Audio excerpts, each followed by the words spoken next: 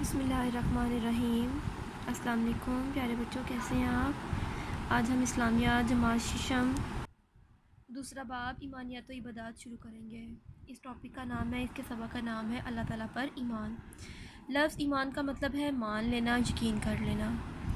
ایمان، ہمارا ایمان ہے کہ اللہ تعالیٰ ایک ہے، ہمیں اس بات پر یقین ہے۔ اللہ تعالیٰ پر ایمان لانے کا مطلب ہے زبان و دل سے اس بات کا اقرار کر لینا کہ اللہ تعالیٰ ایک ہے، صرف وہی عبادت کے لائق ہے اور کوئی اس کا شریک نہیں، وہ اکیلا ہی پوری کائنات کے نظام کو خوش اسلوبی سے چلا رہا ہے، جیسا کہ قرآن مجید میں ارشاد ہوتا ہے۔ ترجمہ: اگر زمین و آسمان میں اللہ کے سوا اور کوئی معبود ہوتے تو ان میں فساد برپا ہو جاتا۔ ٹھیک ہے بیٹا، اس بات سے ہم سب واقف ہیں کہ ہمارا یقین ہے، ہمارا ایمان ہے کہ اللہ تعالیٰ ایک ہے۔ ہم دل و جان سے اس بات پر یقین رکھتے ہیں کہ اللہ کے سوا کوئی عبادت کے لائق نہیں، کوئی اس کا شریک نہیں، اور جیسا کہ قرآن مجید میں بھی ہے کہ اگر نعوذ باللہ اللہ کے سوا کوئی اور بھی ایسی مخلوق ہوتی، کوئی اور ایسا ہمارا خالق ہوتا تو ہمارے اس نظام کا، ہماری کائنات کا نظام جو اتنا اچھا چل رہا ہے، وہ سارا تباہ و برباد ہو جاتا۔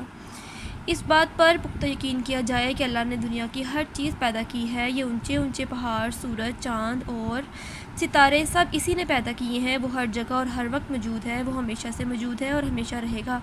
جیسا کہ ہم دیکھتے ہیں کہ سورج اپنے مقررہ وقت پر غروب و طلوع ہوتا ہے، ہر موسم اپنے وقت پر آتا ہے، چاند اور دوسرے ستارے اپنے اپنے راستے پر چل رہے ہیں، یہ اللہ تعالیٰ کی قدرت کاملہ کی نشانی ہے اور اس بات کی واضح دلیل ہے کہ کائنات کے پورے نظام کو چلانے والی صرف ایک ہی ذات ہے، کائنات کی ہر شے اس کے حکم کی پابند ہے، اس کا کوئی مددگار اور شریک نہیں، وہ تمام خوبیوں کا مالک ہے، وہ ہر طرح کے عیب سے پاک ہے۔ ایک دن یہ دنیا ختم ہو جائے گی لیکن اس کی واحد ذات ہے جو باقی رہے گی۔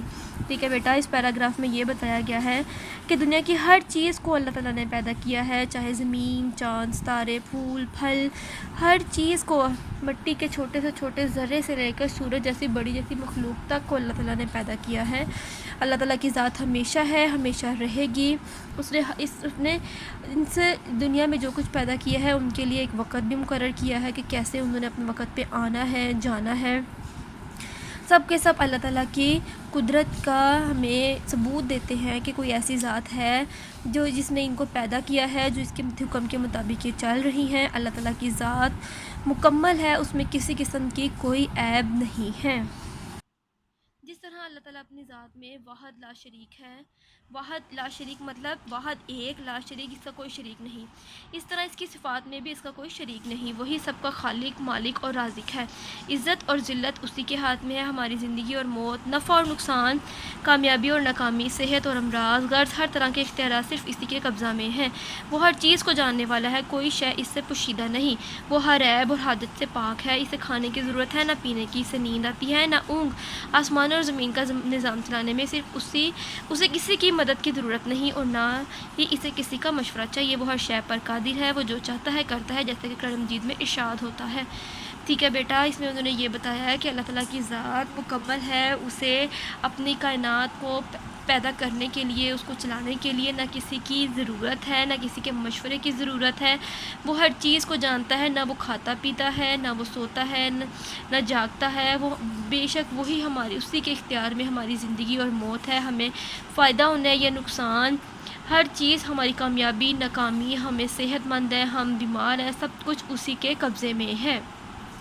جی بیٹا، جیسے قرآن مجید میں ارشاد ہے، اللہ لا الہ الا هو الحی القیوم لا تاخذہ سینۃ ولا نوم لہ ما فی السماوات و ما فی الارض۔ ترجمہ دیکھیں، اللہ وہ معبود برحق ہے کہ اس کے سوا کوئی عبادت کے لائق نہیں، زندہ ہمیشہ رہنے والا ہے، اسے نہ اونگ آتی ہے نہ نیند، جو کچھ آسمانوں میں اور جو کچھ زمین میں ہے سب اسی کا ہے، بے شک اللہ تعالیٰ ہی عبادت کے لائق ہے۔ اللہ تعالیٰ ہمیشہ سے ہے اور ہمیشہ رہے گا، نہ اسے نیند آتی ہے نہ وہ اونگتا ہے، اور جو کچھ بھی آسمان یا زمین میں ہے سب کچھ اسی کا ہے۔ توحید معنی اور مفہوم۔ توحید عربی زبان کا لفظ ہے جس کے لغوی معنی ایک ماننا کے ہیں، اللہ تعالیٰ کو اپنی ذات اور صفات کے لحاظ سے واحد لا شریک ماننا عقیدہ توحید کہلاتا ہے۔ عقیدہ توحید ہی ہماری ایمان کی بنیاد ہے اور اسلام نے اس عقیدے پر بہت زور دیا ہے، تمام انبیاء کی تعلیمات کا مرکز نقطہ عقیدہ توحید ہی رہا اور اللہ تعالیٰ میں اور قرآن مجید میں بار بار اس کا ذکر کیا گیا ہے۔ ٹھیک ہے بیٹا، توحید کا لفظ ہم پڑھتے ہیں، یہ عربی زبان کا لفظ ہے اور اس کا معنی ہے ایک ماننا، یعنی کہ اللہ کو ایک ماننا، اس کو واحد ماننا، اس کو لا شریک ماننا، یہی ہمارا عقیدہ ہے اور اسی وجہ سے ہم مسلمان ہیں۔ اور انہوں نے کہا کہ اس بات پر قرآن مجید میں بھی بہت زور دیا گیا ہے اور آج تک جتنے بھی انبیاء کرام آئے ہیں انہوں نے بھی اسی بات کا ہمیں سبق دیا ہے۔ اللہ تعالیٰ کا ارشاد ہے، ترجمہ دیکھیں، اور تمہارا معبود ایک ہی معبود اللہ تعالیٰ ہے، اس کے سوا کوئی عبادت کے لائق نہیں، وہ بے حد مہربان اور نہایت رحم کرنے والا ہے۔ ٹھیک ہے بیٹا، کیا بتایا گیا ہے کہ اللہ ہی معبود مطلب عبادت کے لائق ہے، اس کے سوا اور کوئی ایسی ذات نہیں جس کی ہم عبادت کریں، وہ بے حد مہربان اور بے شک رحم کرنے والا ہے۔ سورۃ اخلاص قرآن مجید کی وہ صورت ہے جس میں عقیدۃ توحید کی وضاحت کی گئی ہے۔ بیٹا سورۃ اخلاص قل ھو اللہ والی سورت جس کو ہم پڑھتے ہیں، ترجمہ دیکھیں، کہہ دیجئے کہ اللہ ایک ہے، اللہ بے نیاز ہے، نہ وہ کسی کا باپ ہے اور نہ بیٹا اور کوئی اس کا ہمسر نہیں، کہ کوئی اس جیسا نہیں، نہ وہ کسی کا باپ ہے، نہ اس کا کوئی بیٹا ہے، نہ وہ خود کسی کا بیٹا ہے، وہ صرف اور صرف ایک ہے۔ ٹھیک ہے بیٹا، یہ ہمارا عقیدہ ہے۔ سورۃ اخلاص میں قل ھو اللہ میں یہ بات بتائی گئی ہے۔ عقیدۃ توحید کے تقاضے مطلب اس کو ماننے کے لیے ہمیں ہمارے جن باتوں پر عمل کرنا ضروری ہے۔ عقیدۃ توحید کا اولین تقاضا یہ ہے کہ اللہ تعالیٰ کو اپنا واحد خالق اور مالک مانتے ہوئے صرف اسی کی عبادت اور بندگی کی جائے، صرف اسی کے سامنے سر جھکایا جائے، صرف اسی کی ذات پر مکمل بھروسہ اور یقین کیا جائے، اس کے سوا کسی کا خوف اور ڈر دل میں نہ ہو، جو بھی مشکل اور مصیبت آئے صرف اسی سے مدد مانگی جائے، حقیقی حاجت روا کی حیثیت سے کسی بھی حاجت کی صورت میں صرف اسی کو پکارا جائے، وہی ہے جو ہر حاجت پوری کرنے والا ہے۔ حاجت کہتے ہیں بیٹا ضرورت کو، ہمیں کوئی مصیبت آ جائے، مشکل آ جائے، ہمیں کوئی تکلیف، پریشانی، دکھ، درد کچھ بھی ہو تو ہمیں صرف اور صرف اللہ سے ہی اسے ختم ہونے کی، اس کے ٹل جانے کی دعا کرنی چاہیے۔ یہ ہمارا عقیدہ ہے کہ بے شک اللہ کے سوا کوئی بھی ہماری پریشانیوں کو دور نہیں کر سکتا۔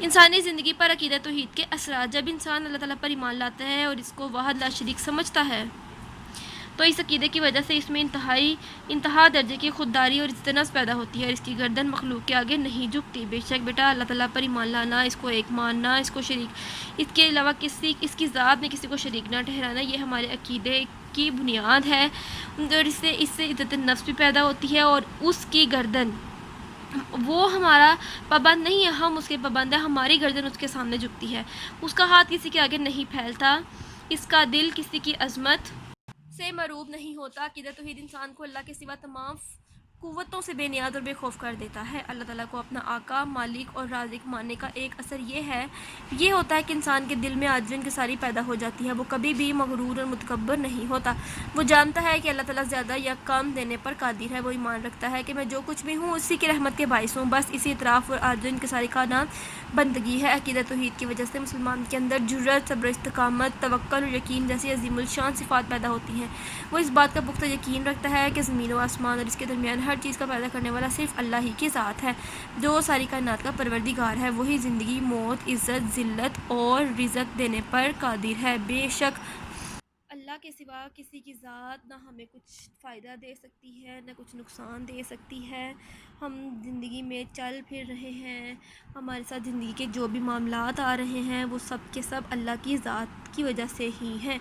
ٹھیک ہے بیٹا، وہی ہمیں روزی دیتا ہے، ہمیں کم دیتا ہے، ہمیں زیادہ دیتا ہے، ہمیں زندگی دیتا ہے، ہمیں موت دیتا ہے، ہمیں عزت دیتا ہے، ہمیں کھانے پینے کی چیزیں دیتا ہے، یہ سب کچھ اللہ کی ذات کے اختیار میں ہے، اس کے سوا کوئی بھی ایسی ذات نہیں جو ہمیں کچھ بھی چیز دے سکے۔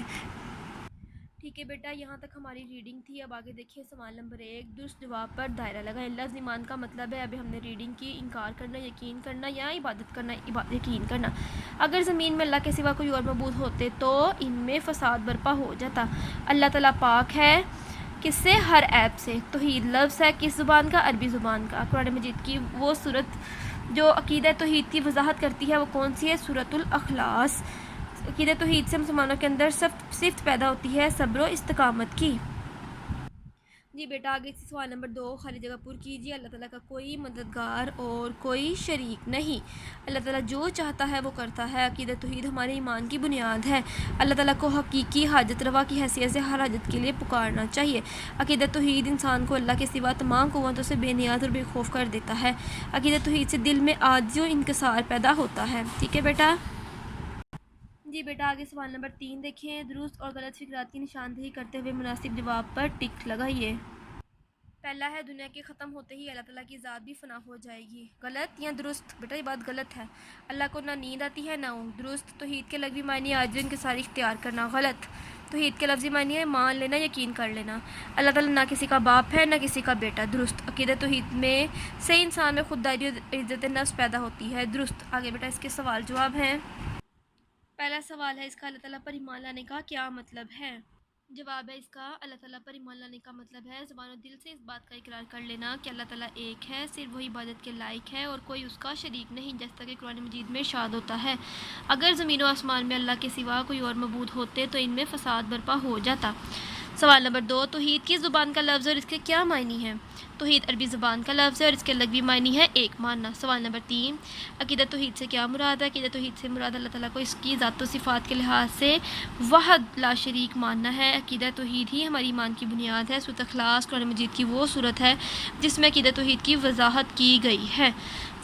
ترجمہ دیکھیں، کہہ دیجئے کہ اللہ ایک ہے، اللہ بے نیاز ہے، نہ وہ کسی کا باپ ہے نہ بیٹا اور کوئی اس کا ہمسر نہیں۔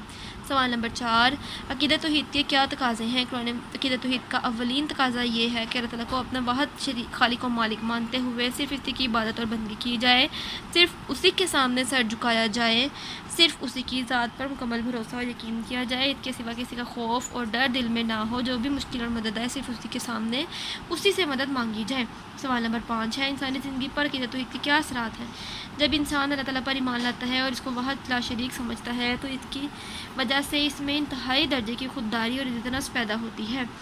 اس کی گردن مخلوق کے آگے نہیں جھکتی، اس کا ہاتھ کسی کے آگے نہیں پھیلتا، اس کا دل کسی کی عظمت سے مغرور نہیں ہوتا۔ توحید انسان کو اللہ کے سوا تمام قوتوں سے بے نیاز اور بے خوف کر دیتی ہے۔ ٹھیک ہے بیٹا، ہم نے اس کی ریڈنگ کر لی، ہم نے اس کی مشق کی آبجیکٹیو کر لی جو بھی تھی، اس کے بعد ہم نے اس کے سوال جواب کر لیے۔ اچھے طریقے سے آپ کو ہر بات سمجھا دی گئی ہے۔ اس کے باوجود اگر آپ کو کسی بات کی سمجھ نہ آئے تو آپ کومنٹس میں پوچھ سکتے ہیں۔ دعاؤں میں یاد رکھیں، اپنا بہت خیال رکھیں۔ اللہ حافظ۔